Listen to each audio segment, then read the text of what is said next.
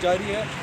یہاں پر جب بھی پیٹرول آتی ہے تو عوام کی رش لگ جاتی ہے۔ ہمارے ساتھ یہاں پر مقامی شہری موجود ہیں، ان سے بات کرتے ہیں کہ ان حوالے سے وہ کیا کہتے ہیں۔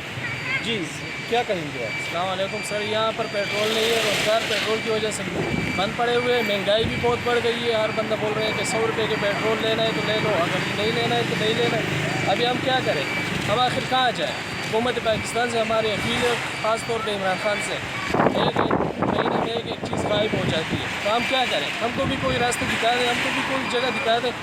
کبھی ہم پیٹرول کے لیے اتنی لمبی لمبی قطار لگاتے ہیں کہ رات کو 12 بجے آنا پڑتا ہے، 1 بجے آنا پڑتا ہے، پھر بھی نہیں ملتی۔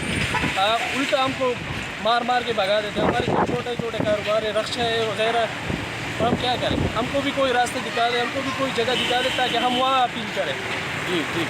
جی بالکل، آپ نے یہاں کے جو شہری ہیں ان کی بات آپ نے سنی۔ ان کا کہنا تھا کہ پیٹرول جو ہے وہ ہمیں نہیں ملتا، ہمیں شدید مشکلات کا سامنا ہے۔ انہوں نے حکومت سے مطالبہ کیا ہے کہ فوری طور پر ان حوالے سے اقدامات کرے۔ میں آپ کو یہ بھی بتاتا چلوں کہ جو سارا کاروبار ہے وہ پیٹرول پر چلتا ہے، لیکن پیٹرول نہ ملنے کے باعث لوگوں کو شدید مشکلات کا سامنا ہے۔ جی